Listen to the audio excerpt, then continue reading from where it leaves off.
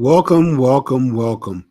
Welcome to Black Man Speak. I'm your co-host, VJR Stewart, multidimensional intellect trapped in a three-dimensional world.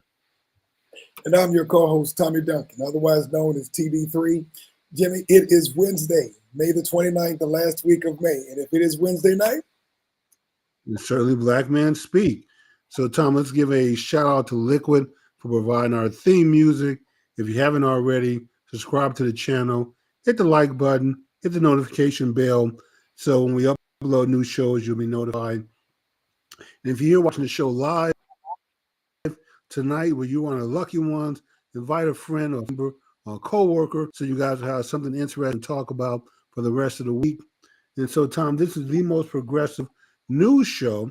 I'm going to reclassify us as a news channel. That's what we do, provide information.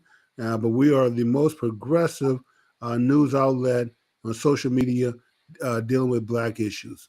And with that being said, Tom, I know we got a full lineup once again, thanks to your news gathering stories. So let's do what we do best, Tom. Deliver progressive news and information to those. Let's go. all right, we have got a jam-packed show tonight, folks. So we're going to talk about a couple of news briefs. Actually, I wanted to get to a couple of these over the prior few weeks and just didn't have time to get to them. But we're going to talk very briefly about large equipment equipment maker Caterpillar, who was just ordered to pay almost $1 million to resolve a racial discrimination lawsuit. 50 Cent, caught up in a lawsuit against a beverage and spirits maker, has taken it to public. A Florida cop who unfortunately killed an air serviceman talked about this, probably a week or so ago, Jimmy, and we need to, provide a little bit more dialogue and insight on what our thoughts are on this. Jimmy, we've got a few follow-ups. We've got Haitian. Haiti now has a new prime minister. Also, of course, we talked about the relationship between the United States and Africa. Well, the president of Kenya recently came to visit the United States. Yes. And that was pretty interesting. We might talk, there's another interesting story, Jimmy. We can talk very briefly on this. I wanted to get to this a little bit sooner, but the Supreme Court has actually ordered Louisiana to use a congressional district map. And we talked about this last year, that could add, or that should be adding, a second Black district in that state out of 6. So those are our stories for the night, Jimmy. But before we do that, we'll probably get started with the birthdays, right? Let's get started with the birthdays. Let's do what we do best. All right. Yeah. The first person, probably one of the most recognized voices in the world, and if not number one, probably number 1B, the Morgan Freeman. Career spanning 5 decades, Jimmy, across multiple genres, notable in a lot of different films, but he does it all. He's received numerous accolades, including an Academy Award, a Golden Globe, a Screen Actors Guild, as well as a nomination for a Tony. He was a Kennedy Center Honor in 2008, a Cecil B. DeMille Award winner in 2012, Screen Actors Guild Life Achievement Award winner in 2018. Yes, this man, he was born in Memphis, Tennessee, but raised in Mississippi, where he began acting in school plays. Rose to fame in 1970s for his role in a children's television show that we all know and love back in the day, The Electric Company. But everything else is in the rearview mirror. He's been nominated Oscars for his role in Street Smart, Driving Miss Daisy, Shawshank Redemption, one of my favorites, and Invictus. In addition to that, Jimmy, he had other notable roles in Glory, Lean on Me, Robin Hood, Unforgiven, Seven, The Bucket, The Dark Knight trilogy, and probably one of the more recent ones, if you haven't seen it, it's a pretty interesting sci-fi film called Lucy. And he, of course, has also narrated numerous documentary projects, including The Long Way, March of the Penguins, and Through the Wormhole. So when you hear this man's voice, Jimmy, you immediately know who it is. Oh, you know it. Yeah, I love the documentaries. On the March of the Penguins, one of my favorites. And I used to watch the series about the wormhole. So yes, great voice, Tom. Great actor, one of my favorites. Definitely, to me, top 5 of all time male actors, and he's just that great. So Exactly, happy exactly. birthday, Morgan. Birthday on June the 1st, so he has a couple of days. Anybody who has Okay. Morgan in your Rolodex, make sure you have a couple of days notice to reach out to him. I'm pretty sure he said, holla at your boy. All right. Next gentleman has a birthday on June the 2nd. More of a scholar, philosopher type. Most of you might know this man, especially even you young folks who may have been watching the potential presidential elections. Cornel West, philosopher, theologian, activist, critic, actor, and public intellectual who is focused on the roles of race, gender, and class struggle in America, draws from his intellectual contributions from Christianity, the Black church, democratic socialism, and transcendentalism. His most influential books, if you've not read them, Race Matters and Democracy Matters. He's also held professorships at the best of the best private schools, Harvard, Yale, Princeton, Dartmouth, and Pepperdine. And not too long ago, Jimmy, he co-hosted a radio show with Tavis Smiley. I never saw the show, quite frankly. I didn't know it was happening. But he also made appearances on film with Matrix Reloaded and Matrix Revolutions, and has also made several spoken word and hip hop albums. His birthday is coming up on June the 2nd, so an early happy birthday to him as well. Well, yeah, happy birthday to Mr. West. Now, for many years I had a problem with him, with Oh, yeah. folks claiming that he was the smartest black man in the world. I like to reserve that title for myself. But hey, for his birthday, since it's his birthday, I'm not going to fight over that title now. So I'll give it to him for the week. So happy birthday. All right. This next young lady, very talented, beautiful, and probably known from everybody from one of our favorite movies, Soul Food. Miss Irma P. Hall, born on June the 3rd. Jimmy, actually a Texas native, born in Beaumont, Oh, really? Texas. Yeah, she was Okay. born in Beaumont, Texas, appeared in films and television shows since the early 1970s, often played matriarchal figures, which she fit in perfectly, including A Right. Family Thing, The Lady Killers, and Soul Food, in which she portrayed, of course, Big Mama. She also earned a NAACP Image Award nomination. And think about this, Jimmy. Did not know this. Her actual first acting role was at the tender age of 37. So she did not. Wow, late starter. Her first role was really at 37 years old in the role Georgia Brown in the independent film Book of Numbers. So early happy birthday, June the 3rd. If you got her in your Rolodex, make sure you holler at her and wish her a happy birthday. All right, our next and last birthday baby, born on June the 4th, another very recognizable and great voice. You'll probably know this gentleman as well. Okay. Keith David, known for that Oh, baritone, deep voice and his screen presence. He's appeared in over 300 roles across film, stage, television, and interactive media, starred in films such as Platoon, Dead Presidents, Armageddon, Barbershop, Crash, and The Chronicles of Riddick. One of my favorite sci-fi films, Jimmy. He has starred as Elroy Patashnik in the 6th season of the NBC series Community and starred as Bishop James Greenleaf in the Oprah Winfrey Network drama Greenleaf. His Emmy Award-winning voice over carries includes work as the narrator of Ken Burns' films The War and Muhammad Ali. This man's voice literally makes him money. Yeah, it does, Tom. It pays to have a great voice. Yes, it does. So early happy birthday to Keith David as well. And of course, enjoy yourself with family, friends. And that is it for our birthday babies for this week, Jimmy. So we are not quite at a quarter of the way. Do we want to start with our first story, or do we want to do our music competition? Let's go ahead and do our music, and so we can reclaim that time, because we have quite a few stories, and I'm determined to get to sports this week. All So, right. Before we so do any that, little Jimmy, time we can shave off would be great. let's acknowledge a couple of people in the chat line. We got Ms. Audrey K. Booker. Good morning to you, cousin Audrey K. Mr. Vincent. So, Mr. V, thank you for joining us this evening. And of course, our good friend Frederick V. Roberts, Esquire, on board. All right. And of course, we have our good friend Uncle Asar Al-Kabilan as well.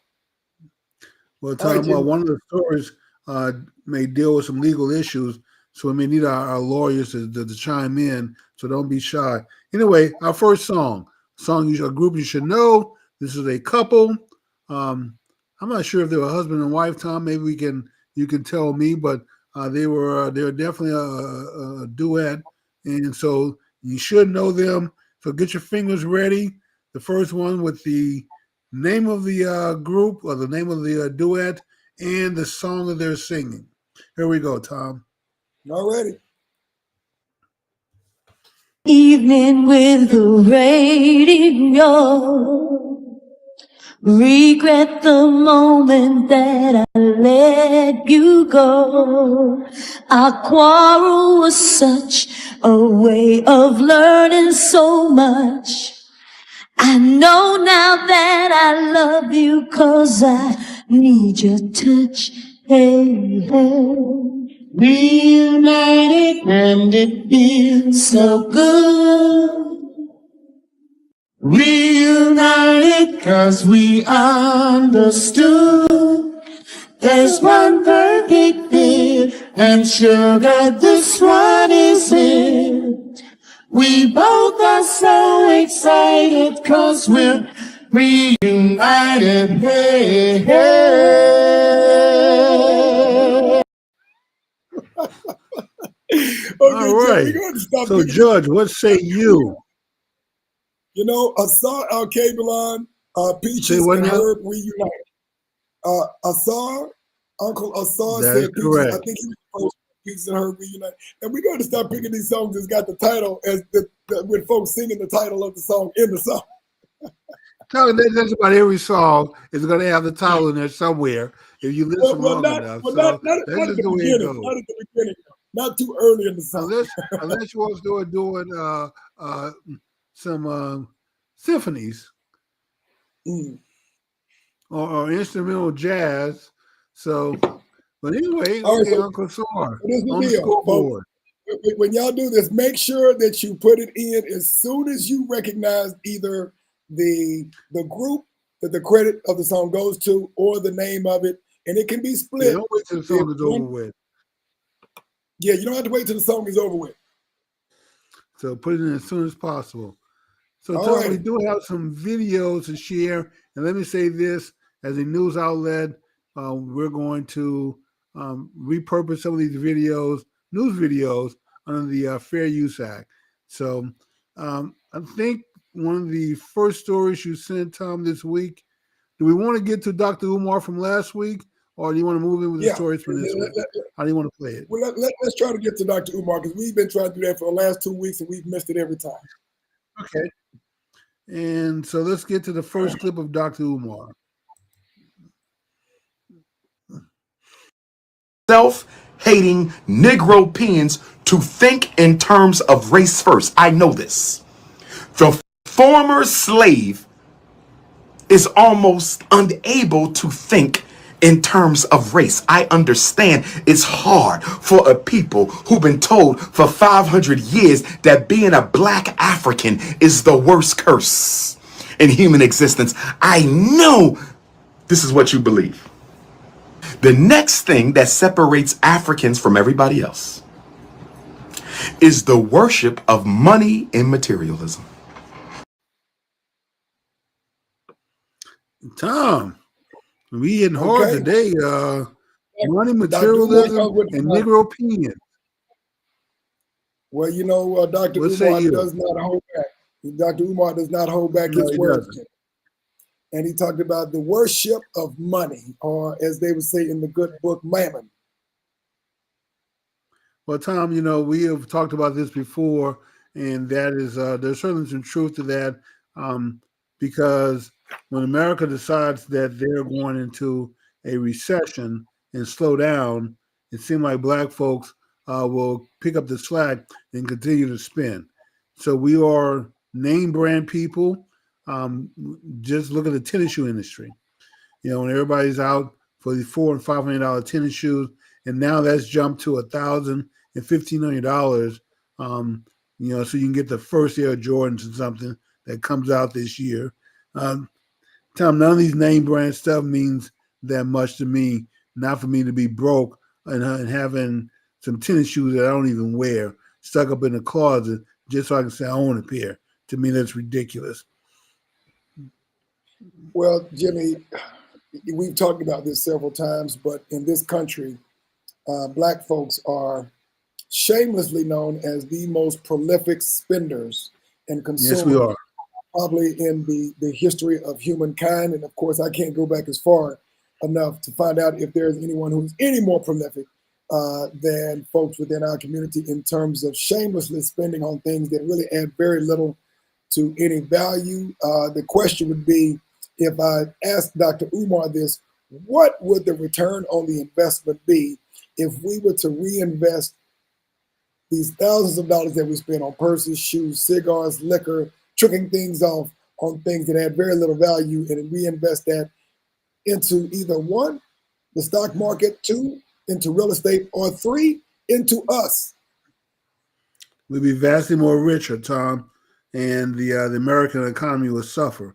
So Louis Vuitton and some of these other name brands, Nike and then all the rest would definitely suffer and notice that lack of money coming, that revenue coming in.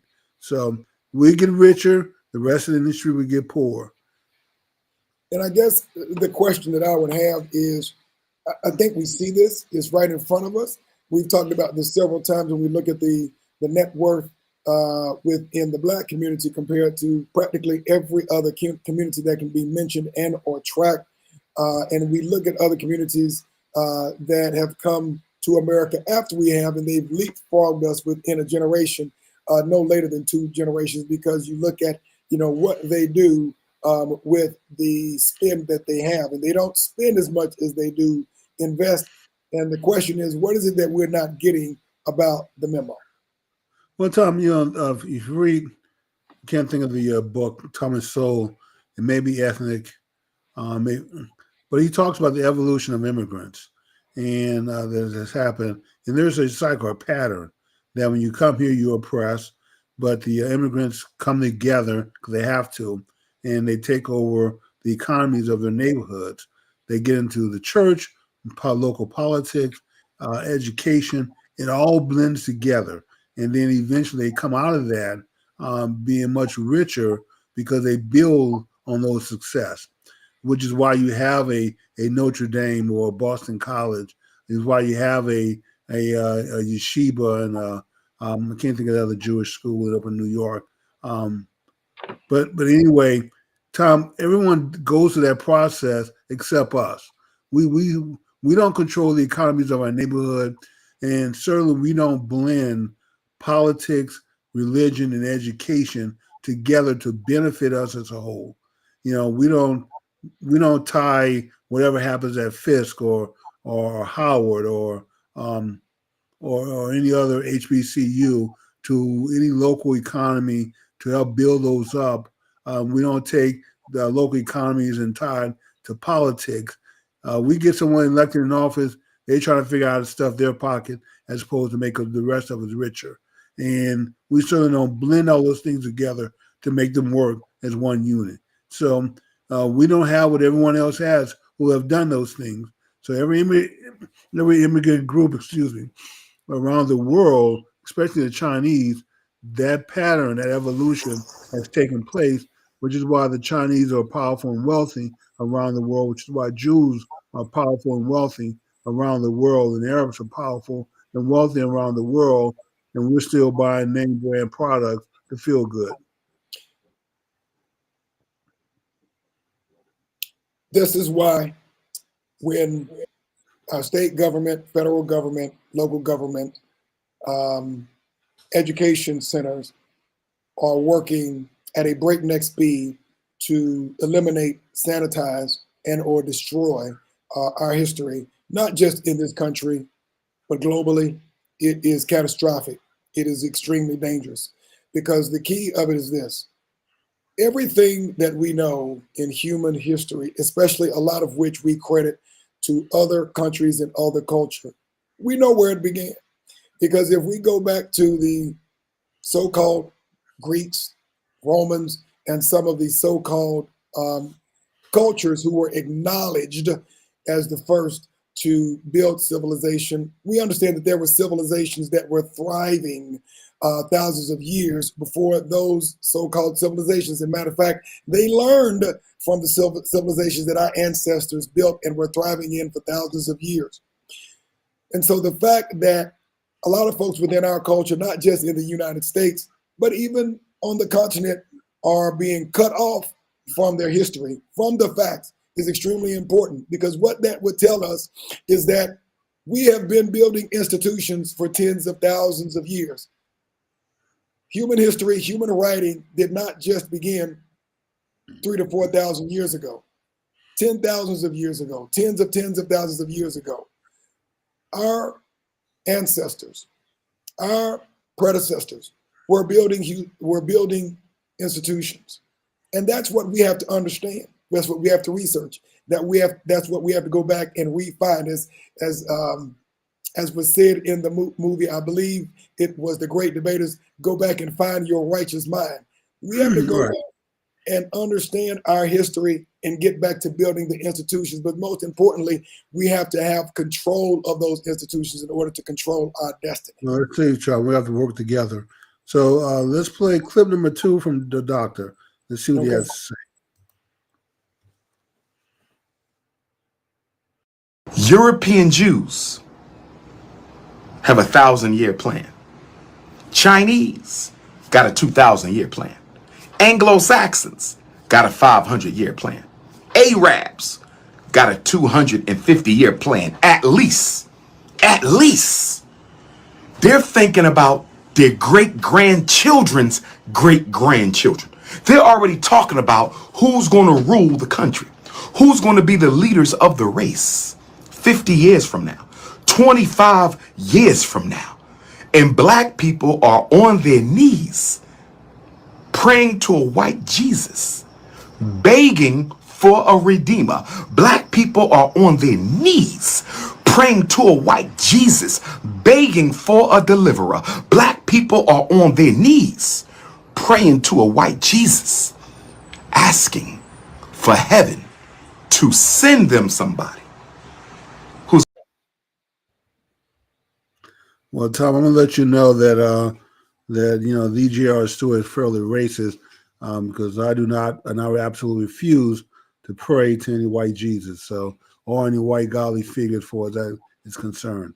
But anyway, what say you, Tom, TD3? Well, a couple of things. If you have not read it, it's interesting, regardless of whether you believe the narrative of not. There's a book called The 16 Crucified Saviors, and I'm in a reference to his statement on praying to a white Jesus. Read a book called The 16 Crucified Savior. You know, it's a book that was written in the 20th century, but a very interesting, number one. Number two, when he talked about having a 2,000-year plan, I believe those were the Asians. 1,000-year plan, I believe the Arabs. 500-year plan for the Europeans. Exactly. And, you know, I hate to say this, but George Fraser, who is one of the great thinkers of this generation, said, we're only thinking about this upcoming weekend. We're only thinking about this upcoming weekend. So yes, that is a massive gap in terms of your decision making and what your priorities are. Bottom line is, if you're not, to his point, thinking about your children's children, there is no way you're going to be able to compete with somebody who already has a roadmap for the next millennium. Well, Tom, that's why I keep calling for a new Renaissance period for us to change our thinking and think more long term. We have to start planning a multi-generational approach to what we're doing and not just thinking this weekend, next month, next year. Our thinking is too short-sighted. And if we thought more long-term, we could plan long-term. We could build wealth on a generational scale rather than how much kind of stuff in my pocket today just to get me through my lifetime. Okay, well, like I said, Dr. Umar Tom, he always finds a way to bring it. And with that being said, Tom, I'm going to segue to our next story. This is a story about the deputy and the airman. And so if our lawyers are still on, we may need y'all to chime in and give us your thoughts if you can. Tom, I have a problem when I watch the video now. The video we're going to show doesn't show the body cam, not fully.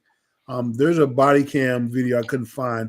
They already took it down where, to me, the young man has his hands up, a gun in his hand pointing downward.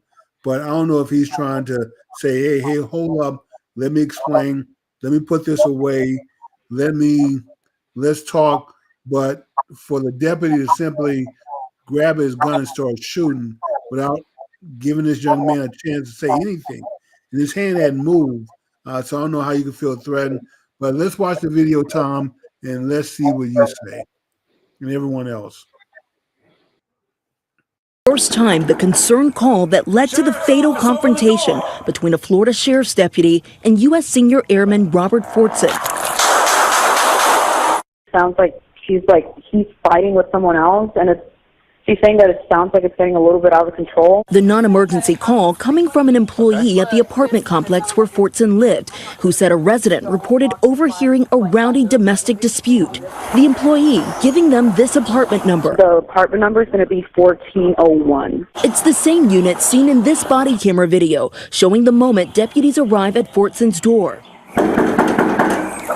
Sheriff's office, open the door! Forston opens up. You can see he's holding a gun, but it's pointed down. Within seconds, the deputy fires several rounds, striking Forston in the chest and arm. The 23-year-old later died at a hospital. Tonight, as the community remembers the decorated airman who served overseas, major questions remain unanswered. The sheriff's office has not identified the deputy involved, and the incident report they released is heavily redacted. Forston's family, meanwhile, claims he was alone in the apartment at the time. His girlfriend saying they were on a FaceTime call discussing weekend plans the moment that authorities knocked on the door. The family now demanding justice. Tell the truth about my son. I know my son did not do anything to you guys. So, Tom, in the story, they say that the report is heavily redacted. The pages I saw, the only information on there is the date, maybe. There's a revision number, maybe at the bottom. The whole document is redacted. There's no information in the report. I don't know if that's just part of a way to cover the information up or just not put it out there publicly while they get the story straight. What say you? Well, what is there to hide if the Mr. Forston, was in the wrong? Why does it have to be so heavily redacted? I mean, if we see the video, there's no information there. What kind of report is that when there's no information? They're talking about the officer, the deputy's name, but the whole report is redacted. You can see the blocks there where you're supposed to be writing a statement, all black. Well, again, this is another instance where you have a black man or a black woman, for that matter, who are in a position where they are not a threat to anyone, and all of a sudden they're dead. It doesn't matter whether, in this case, you have a gun that is not a threat to anyone, because obviously he had a right and a permit to carry this gun, or whether you're unarmed. We've seen this several times where you have unarmed men and women who were shot down and murdered by law enforcement. In this case, I mean, he shot him 6 times, Jimmy. I don't understand.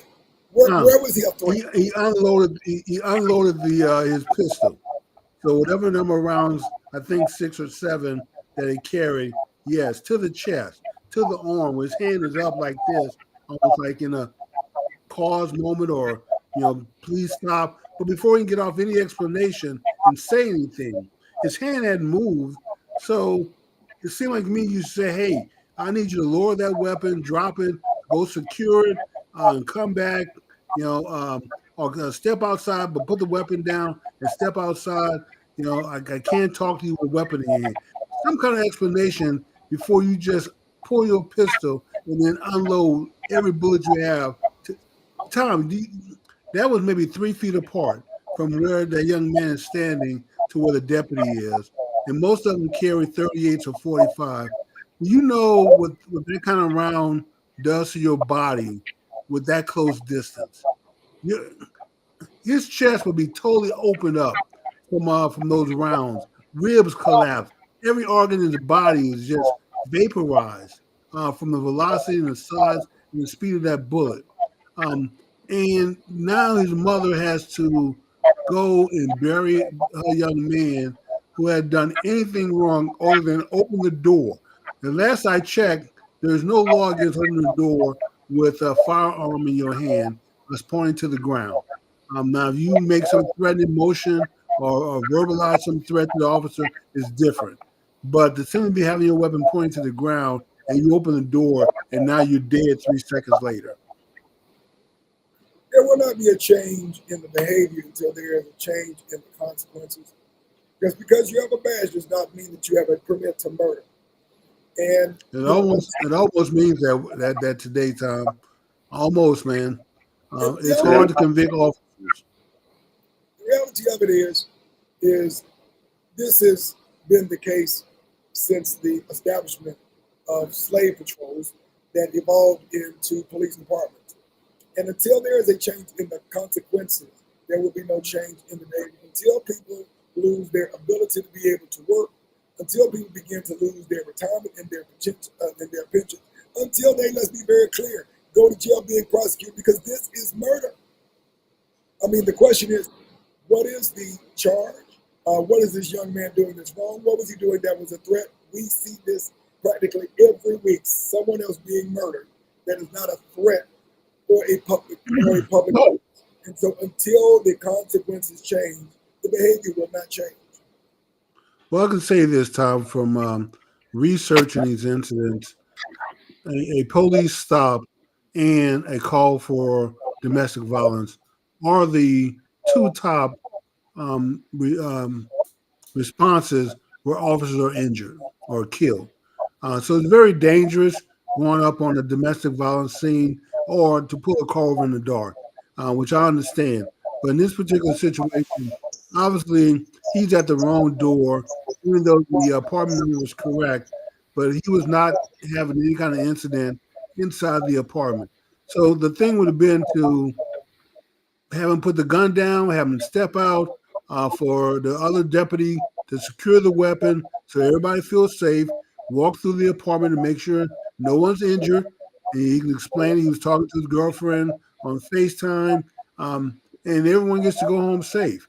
You know, but to just pull your weapon like that and just start shooting without any information, without a hand twitch, an arm, or nothing, Tom, other than him having his hand up. And I don't know what he was getting ready to say, but obviously he didn't get a chance to say it because now he got 6 slugs to his chest. And again, this is why there has been legislation that has been held up from being passed called the George Floyd Act that has yet to, of course, been able to get passed because, of course, folks don't care. Except that George Floyd Act, Tom, I've read it. It doesn't make it doesn't do anything to help make things safe. So I wish it did. But the reality is just the possibility of danger and or getting rid of immunity for those in law enforcement who are wrong when they are murdering people. Well, without some type of immunity for law enforcement, Tom, nobody would do the job. So we have to weigh that. What's really needed, we talked about this before, is better training in the academies. Once again, training is not going to overcome racial bias in our culture. Actually, it will, Tom, if you get enough of it and understanding. The number one killer of police officer are armed black men. So I understand that. I understand where their feeling of concern comes from. But you have to be better trained to deal with the situation. You can't just approach every black man you feel is a threat and start shooting. That it can't be that way. It is inherent bias in our culture. You can do the training, but when you think of a couple of hours worth of training versus a lifetime of cultural bias. Well, that's what I'm saying. We need more than just a few hours. It needs to be ongoing. And this bias that we're talking about is not just limited to white officers. It goes across the board, across color lines. So it's a police force, period, that has faster, when they go through the courses and they measure whether you shoot a civilian or a bad guy. And then they look at a black civilian versus a white civilian. The trigger is always pulled faster when it's a black civilian, a black face. And that's across the board. So, and so I think better training, better understanding, and maybe it wouldn't hurt to spend a little more time in the community that you police to get to know people. So you stop seeing them as criminals and threats to you. I mean, everybody at the end of the day, Tom, just wants to go home to their family. I understand that. But this young man did absolutely nothing wrong, and he's gone. His family is suffering.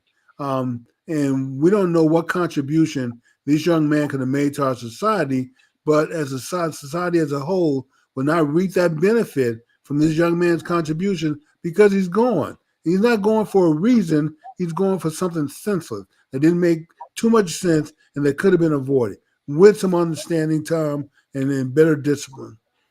So we got a comment here from Tanya, very poignant, very salient point. Okay, so they're not trained. So they're not trained to not shoot people who are not aggressive.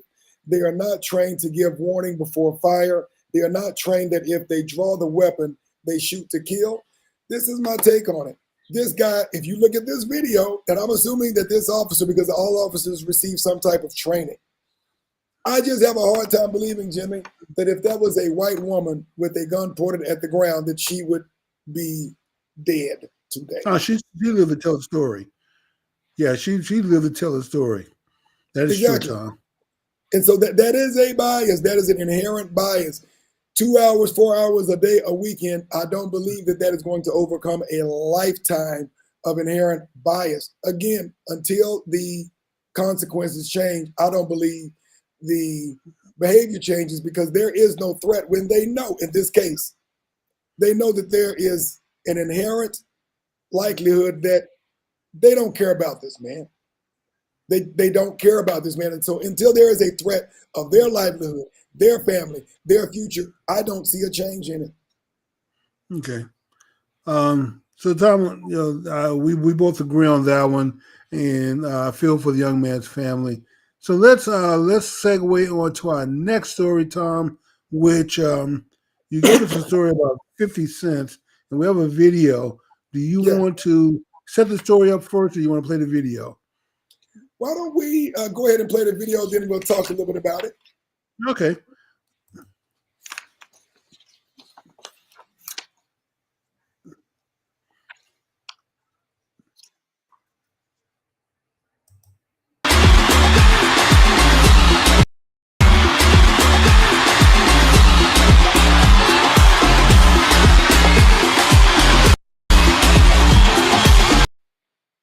All right, so that was the Miss Universe video. So that's I guess the we wrong can't video, talk Tom. about that is okay. We can go ahead and talk about the Miss Universe. No, I got the video around here somewhere. Oh, here it is. Yeah, that was the wrong video. That was Miss Phil. Mr. plans to redo the property he's soon to acquire when he seizes the home of a disgraced former Sire Spirits employee who stole from him. Hey, what's up? I'm A-Dub, and check this out. As previously reported, 50 was cleared earlier this month to start collecting on the over $6 million debt after emerging victorious in a 7-figure lawsuit filed against Mitchell Green. The former brand management director was found guilty of embezzling upwards of $2 million from the company in October 2021 after being caught in 2020. Revealing plans to seize his property upon his court victory earlier in the month, 50 Cent has now elaborated on what the plans for said property will entail. Taking to Instagram on Wednesday, the G-Unit mogul shared a screenshot of Green's house along with a report about him taking it and adding his additional plans in the caption. I think I'm going to put epoxy floors in this place. I'm going to keep it and his family pictures around, as a theme for the place, LOL. La Chemin du Roi Champagne, which translates to the King's Path, was created in 2019 through 50 Sire Spirits. While the champagne already costs over $150 a bottle, Green had reportedly been inflating the prices and pocketing extra kickbacks from wholesalers that he claimed were agency fees. The court issued a final award of $6,194,293 in favor of Sire Spirits in October 2021, which included prejudgment interest, attorney's fees, arbitrator compensation, and other fees. Green challenged this ruling and tried to have the award vacated, but the court denied his request last June.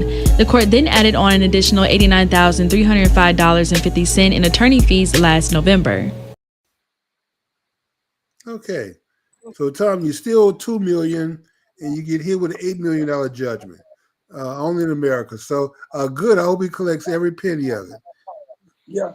And this is a unfortunate incident where, of course, he is a rapper turned businessman, and to come out with an adult beverage line, and I guess the partner that he was working with was overcharging, well, basically gouging him by overcharging on the prices that he was charging, and getting kickbacks, Jimmy. So he's going after money, and the folks who he was working with, he filed suit against, changed the name of the company to try to get away with it. So he says, you know what, I'm going public. So he's going to social media, Instagram, and is threatened also to go to the Congressional Black Caucus. Not that they're going to do anything about it, but they're not going to do anything, Tom.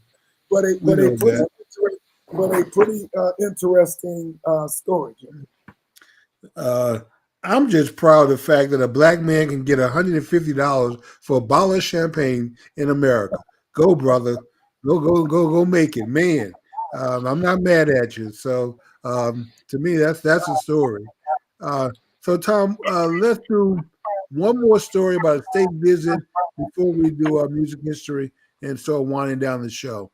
Sounds good. Kenya is getting ready to send about 1,000 police officers to Haiti. Why is Kenya leading this mission? Because we are a responsible global citizen. We have the requisite experience. We have participated in 47 countries, making peace, keeping peace for the last 40 years. And because we believe the responsibility in Haiti is a shared responsibility. Every country that believes in freedom, democracy, self-determination would want peace everywhere in the world. And that is why Kenya is stepping forward to provide the leadership in Haiti. And we are working with many partners, many other police contributing.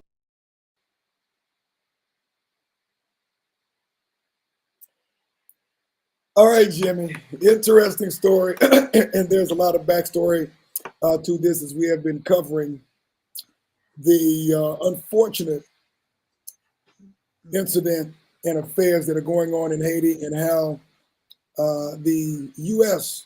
has gotten Kenya involved with this, purportedly backed by the United Nations.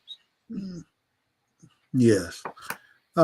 So hopefully, Tom, I mean, we know that the interim president has stepped down and being replaced. And that we have a video on the new leader coming up, probably after the Black music history. And but Tom, here's the problem I have, is that I don't know why Kenya would trust the U.S. because we have yet to keep our financial pledges we made to Africa. And Tom, here's something I want to get your comment on. The president said that he is committed to delivering internet to 60 to 80% of the people in Africa. Here's a man who as 8 years as vice president, 3.5 years as president, hadn't even done anything about those sentencing guidelines that he wrote in the 94 crime bill. Opposed integration and said he didn't want his kids going to those integrated jungle schools. Who has yet to keep any of his financial pledges when it comes to Africa or Black people, period. Promised billions of dollars to HBCUs, haven't delivered on a cent of it, other than maybe the student loan relief, but that wasn't really targeted at Black people because the latest story I saw, Tom, it said Harvard has been the biggest recipient of the student loan debt relief so far. In fact, the Ivy League colleges, universities, as a whole, have been the biggest recipient by far, getting more relief than all the other schools combined. And so, what in the world? How much help do these rich, overprivileged white kids need their debts relieved, and being paid for on the backs of those who did not take out a student loan or paid their student loan? I just don't trust this guy, Tom. And if I was Kenya, hey, give me the money up front. If you're pledging $300 million to an aid, give me the check. Let me make sure it clears, and then I'll send the troops over. Well, Jimmy, there's this story goes so deep and so many decades back. Of course, for those of you who are history buffs, know that the United States occupied Haiti for several years in the early part of the 20th century. We know that the United States has been part and parcel for the destabilization and the destruction of Haiti since it was the first successfully won African revolution against enslavement in the history of the world. We also know that the United States, France, and Canada as a cohort have never, ever allowed Haiti to have any peace since they earned their freedom and beat the most powerful military at that time, which is the France. What we also know is that, one of your best friends, Hillary Clinton, went down and changed the outcome of a democratic election in the country of Haiti when she was Secretary of State under then President Obama. And we do understand that there's a reason why they would go all the way to the other side of the globe to Kenya in order to get troops to so-called quell violence, which, by the way, is funded by the United States in order to so-called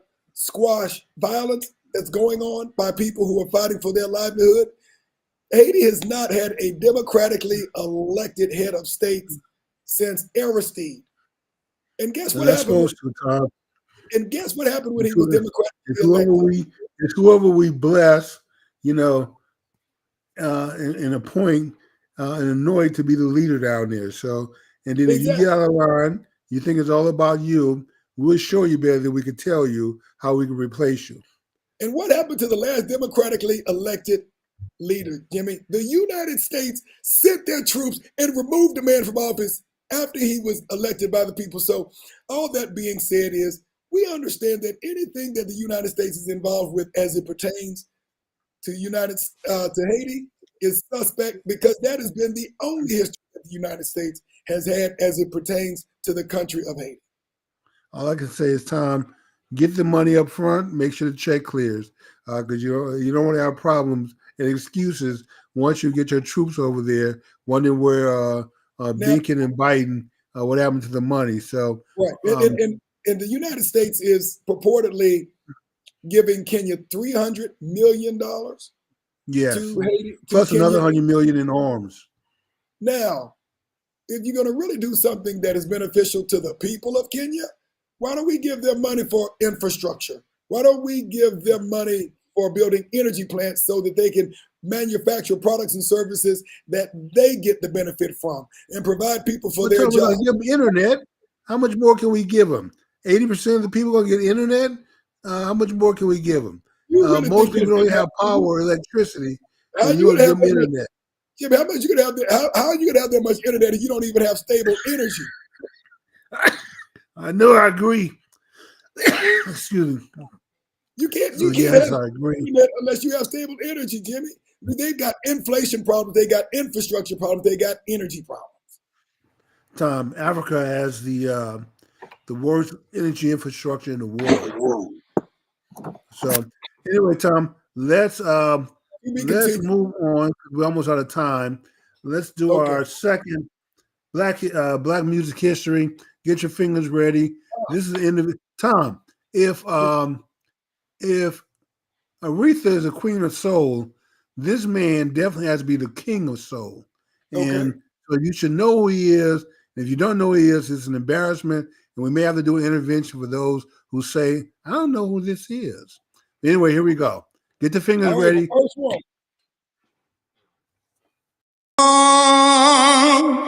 For this night I pray that a song would guide you my way to share with me this special day. Where ribbons in the sky for our love, all we can lose. With God on our side, we'll find strength. In His tear we cry.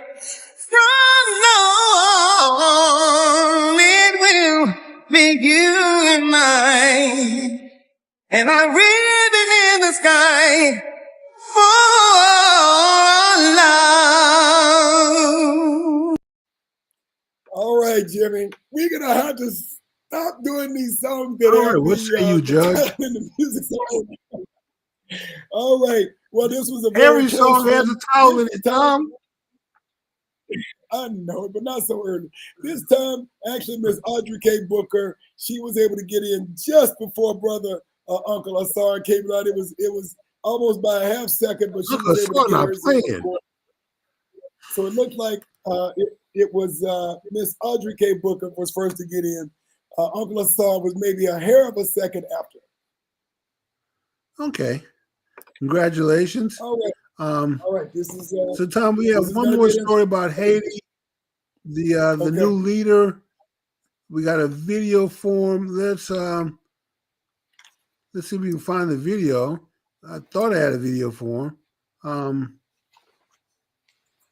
Yes.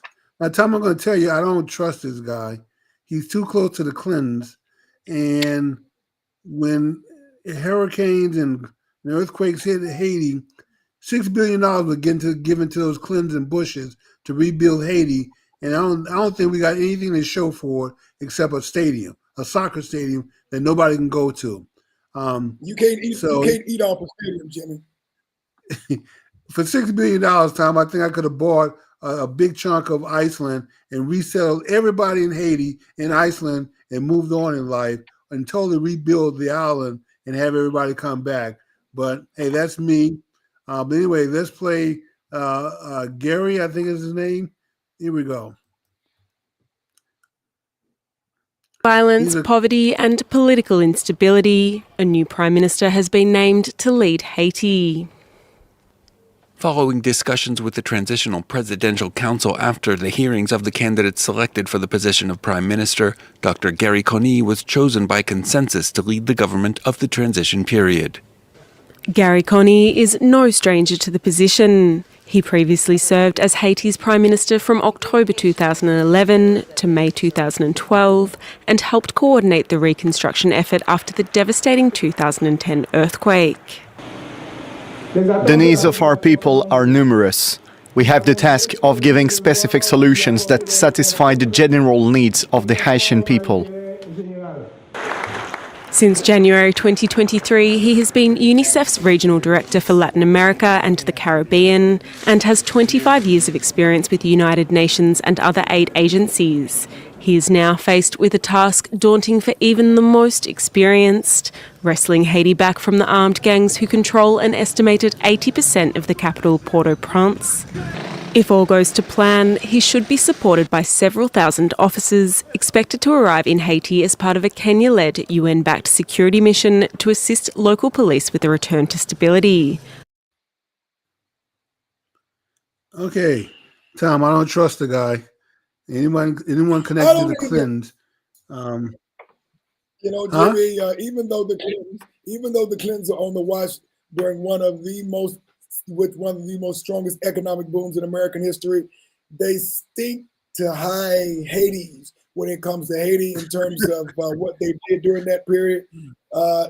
Hillary Clinton herself specifically went and changed the outcome of an election in Haiti where the people voted on one person, a person who didn't even get in the top 5 She went as an emissary and chose to be the next leader of Haiti. And so, again, like you said, you tap somebody on the shoulder, this is the person who's going to be leading regardless of what the people say. And this guy was the prime minister under that president. No. And then also he has ties to the UNICEF and the UN. What has the UNICEF and the UN done for Haiti? Nothing. Other than nothing, Tom. Absolutely nothing. So, I mean, again, unfortunately, we've got another situation where someone has been hand-tapped by the West to take responsibility, if responsibility is an appropriate word, for the affairs of a country that has already been destabilized by the United States and France, and to a lesser degree, Canada. And they're choosing the person who's going to be running the country, not the people. Yes. Well, and the gang leaders say that the new president needs to negotiate with the gang leaders who control 80% of the island. So if you want peace, well, the peace 80% of the capital, not the island, but the capital. Okay, then you need to come to the table and let's get to talking for how we are going to make this work. So let's see if that happens, Tom. Hey, we do have one more story. Yes, we want to cover our last story about the Philippines. I want to go to sports. Okay, let's do the Philippines. Philippines or okay. Let's do the Philippines. Her name is Chelsea Manado, I believe is how you pronounce the name. Yeah, Chelsea Manado. Okay. Now I believe there was someone who was saying she was the first black. Yes. But actually, she's probably the third because there was actually one in the 40s and the 70s, black lady who got the same award. But anyway, let's play her video, Tom, for my streaming service if it'll hold up. Here we go.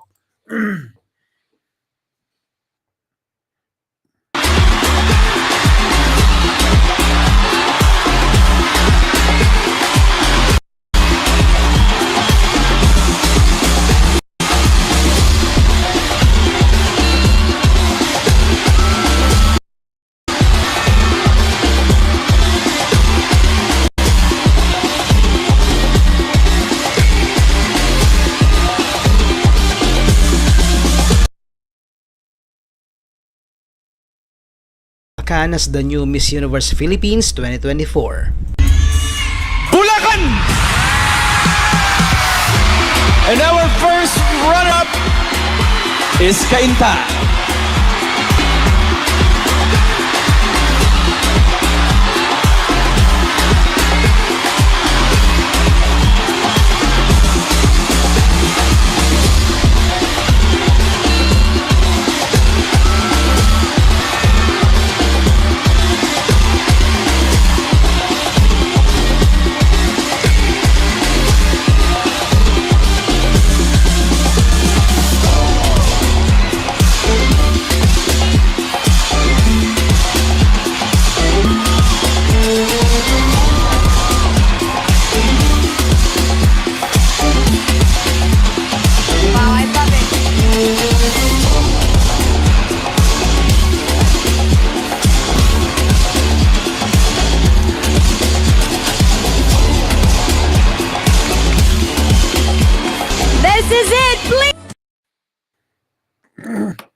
Okay. Tom, here is something. Did you notice when the first runner-up or the previous queen put the crown on her head, it was like it was being balanced like almost like a cake. It's like it had a flat bottom to it. But with all that going on, the sister didn't let the crown fall off her head. Eventually, she picks the crown up and does whatever adjustment and then actually places it on her head the correct way. But she had that thing perfectly balanced, getting her slash and everything else going on, hugs. Tom, that thing was still balanced up there and did not fall. I saw that. I saw that. That's absolutely amazing. Congratulations to Miss Chelsea Manalo. Again, she is recognized as the first Black woman to be crowned in the Miss Universe Philippines. I mean, and she will be competing for Miss Universe, but she is, I believe, the first recognized as a black woman. I Her thought mother they had was. one in the 40s and 70s. I can go back and check again. Oh no, not back then. Not back then, Jim. Hmm. Definitely not back then. But her Let mother me is think of Filipino. another country. Yeah, her mother is I can tell you, Filipino. Tom, some of the most color conscious black folks are in the Philippines, Brazil, Mexico, and the United States. As far as this light skin, dark skin nonsense. And there may be a few more honorable mentions around the world, but those are my top 4 for that type of silliness.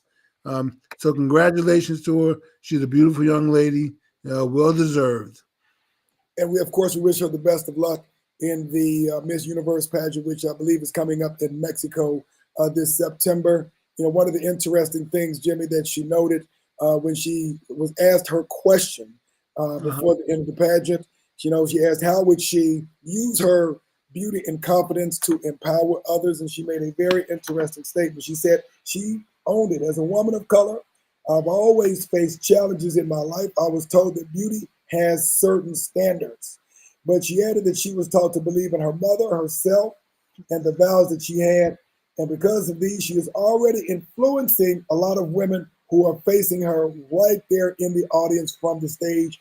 And so she is truly a beautiful woman and a role model as well, because she is owning her authenticity, her grace with pride and beauty. And so we wish her the best of luck. Okay. Now, Tom, you know that you're supposed to respond world peace on that answer when you give a question like that. You can't go wrong with world peace. Hey, Tom, I got a bonus for you tonight.